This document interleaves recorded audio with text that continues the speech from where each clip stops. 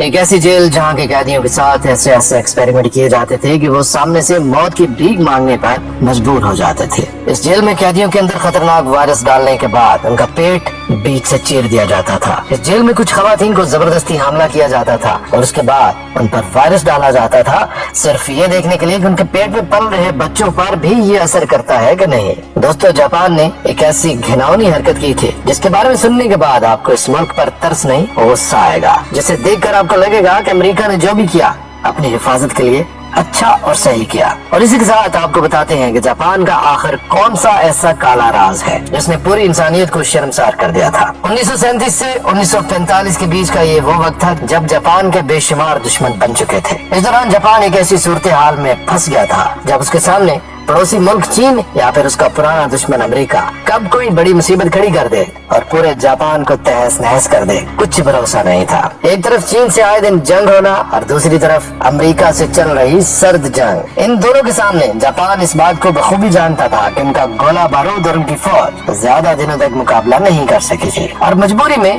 انہیں بیچ کا ایسا خطرناک راستہ نکالنا پڑا جو انسانیت کو شرمسار کر دیتا ہے۔ مشکلوں سے لڑتے ہوئے جاپان کی رہی سہی طاقت بھی اب آہستہ آہستہ جواب دے رہی تھی کہ تبھی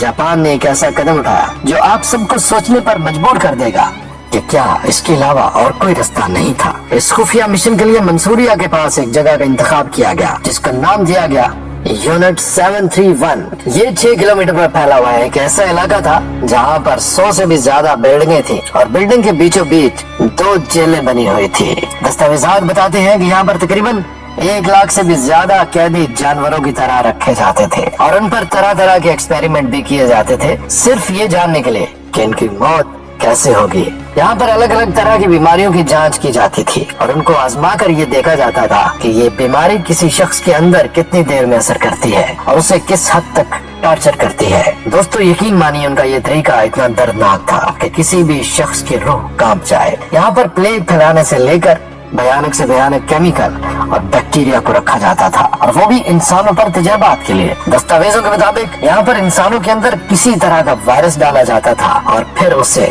اس کے حال پر چھوڑ دیا جاتا تھا، یہ دیکھنے کے لیے کہ وہ وائرس اس کے جسم میں کس طرح سے کام کرتا ہے۔ کبھی کبھی تو اس وائرس کو اس قیدی کے جسم کے اندر انجیکٹ کر دیا جاتا تھا اور پھر اس کو بیڑیوں سے باندھ کر بیڈ پر لٹا دیا جاتا تھا، یہ دیکھنے کے لیے کہ بھوکا قیدی اگر ہر وقت لیٹا رہے تو پھر اس کے جسم پر یہ وائرس کیسے اثر کرے گا۔ لیکن بربریت کی حد تو تب پار ہوگی جب یہ پتہ چلا کہ یونٹ 731 کے درندے کچھ بد نصیب قیدیوں کے اندر خطرناک وائرس ڈالنے کے بعد ان کا پیٹ بیچ سے چیر دیا کرتے تھے۔ اور دکھ کی بات تو یہ ہے کہ اس دوران اس قیدی کو اینستھیزیا بھی نہیں دیا جاتا تھا، کیونکہ ان کے مطابق اگر اینستھیزیا لے کر قیدی بے ہوش ہو جاتا ہے تو پھر مطلوبہ نتائج میں تبدیلی آ سکتی ہے، اور اس لیے اسے ہوش میں رکھ کر اس کے پیٹ کو پھاڑ کر اس کے اندر کے آرگنز کو دھیرے دھیرے سڑتے گلتے ہوئے دیکھا جاتا تھا، اور کبھی کبھی تو زندہ قیدی کو ہوش و حواس میں ہی اپنی آنتیں کٹوانا پڑتی تھی، اور اس کو تب تک زندہ رکھا جاتا تھا جب تک کہ اس کا سارا خون بہ نہ جائے اور اس کی تڑپ تڑپ کر موت نہ ہو جائے۔ لیکن یہ ان کے ظلم کی محض ایک جھلک ہے،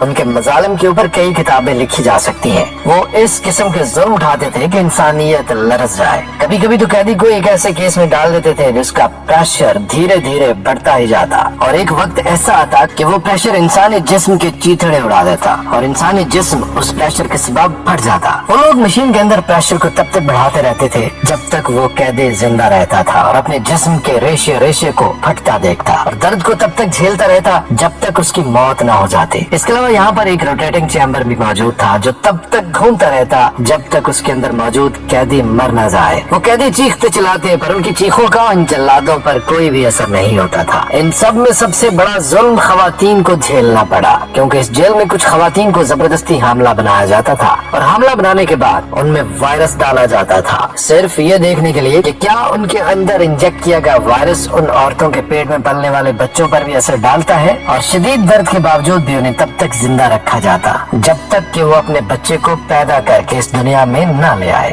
اگر بچہ مرا ہوا پیدا ہوتا तो फिर तजर्बा खत्म। और अगर जिंदा पैदा होता तो नौज़ायदा बच्चे पर वायरसेस का असर देखने के लिए इस बच्चे पर भी कुछ टेस्ट किए जाते थे। और अगर इन सभी किस्म के तशद्दुद के बावजूद भी कैदी जिंदा बच गए तो इसका मतलब ये नहीं कि उनकी अब मौत नहीं होगी, बल्कि तशद्दुद से जिंदा बचे कैदियों को फौजियों की शूटिंग प्रैक्टिस के लिए इस्तेमाल किया जाता था, जिनमें एक जिंदा कैदी को इन सिपाहियों से कुछ फासले पर खड़ा किया जाता और सिपाहियों को इस इंसान पर ही निशाना लगाना होता था। इन सभी कैदियों को किसी बड़ी सी चीज से बांध दिया जाता और तब तक उन पर निशाना लगाया जाता था जब तक उनकी मौत ना हो जाए। उनको बांधा इसलिए जाता था ताकि गोली लगने के सबब वो जमीन पर ना गिरे। इन सभी खौफनाक कामों में सबसे बड़ा काम उस दिन होने वाला था, क्योंकि जापानियों का ये मकसद था कि वो 2 बड़े बड़े जहाजों में प्लेग फैलाने वाले जरासीम को कैलिफोर्निया के ऊपर छोड़ दे, जिससे इस पूरे एरिया में प्लेग फैलना शुरू हो जाए और अमेरिका की सूरत हाल बद से बदतर हो जाए। ये उनका तरीका था अमेरिका को पूरी तरह से कमजोर करने का। और अगर अमेरिका इस सिचुएशन पर कमजोर हो जाता तो फिर वो जो चाहे कर सकते थे और अमेरिका की इसी कमजोरी का फायदा उठाकर जापानी उनको भी बुरी तरह से तबाह कर सकते थे। लगभग 8 साल की तैयारियां अपने अरूज पर थीं और कामयाबी से कुछ ही दूरी पर थीं कि अचानक से 6 और 9 अगस्त 1945 के दिन जापान के हिरोशिमा और नागासाकी 2 इलाकों में अमेरिका ने एटम बम गिरा दिए, जिसके सबब जापान के इन शहरों की आबादी काफी हद तक खत्म हो गए, बल्कि उसके ताबकारी असरात ने जापान की आइंदा आने वाली नस्लों को भी मुतासर किया। जापान समझ गया था कि अब इस जंग का कोई फायदा नहीं है और इसीलिए 15 अगस्त 1945 के दिन जापान ने अमेरिका के सामने सरेंडर कर दिया और उसके साथ ही उसकी 8 साल की मेहनत नाकाम हो गई। शिकस्त खुर्दा फौजियों ने पूरी कोशिश की कि वो मंसूरिया में मौजूद इस जगह को ही तबाह कर दें और सभी दस्तावेजों को जला दें ताकि उनका कोई भी राज कभी भी किसी के हाथ न लगे। लेकिन सच्चाई आखिर कब तक छुपाई जा सकती थी और इस बुरे तरीन हादसे के 7 सालों के बाद वहीं के एक फौजी ने इस पूरे प्लान का भांडा फोड़ दिया और तब जाकर ये सच्चाई दुनिया के सामने आई कि जापान के इरादे किस हद तक खतरनाक। इन्हीं दस्तावेजात के मुताबिक जापान ने अलग अलग इलाकों में काफी बड़ी मिकदार में पानी और हवा के जरिए बीमारियों को फैलाया भी था, जिससे कई हजार से लाखों आम लोगों की अमवात भी हुई। और क्योंकि ये सभी आदाद शुमार खुफिया है, इसलिए कोई भी इनके बारे में खुलकर बात नहीं करता। लेकिन शायद अमेरिका को जापान के इस प्लान के बारे में पता चल चुका था और इसलिए उन्होंने सोचा होगा कि इससे पहले कि हमारे लोग तबाह हो जाए, क्यों ना हम इनके खतरनाक मंसूबों को ही नाकाम कर दें। और शायद उन्होंने अपनी हिफाजत के लिए 2 एटम बम जापान पर गिराए। लेकिन दोस्तों, एक नजरिया ये भी पाया जाता है कि अमेरिका ने ये सारी बातें खुद से गढ़ी हो ताकि जापान पर एटम बम जैसे इंसानियत सोज हमले का जवाब बनाया जाए। लेकिन दूसरी तरफ अगर देखें तो जापान ने अमेरिका पर हमले में पहल की थी। तो दोस्तों, आपको आज की वीडियो कैसी लगी कमेंट करके जरूर बताइएगा और इस वीडियो को जितना हो सके शेयर कर दें।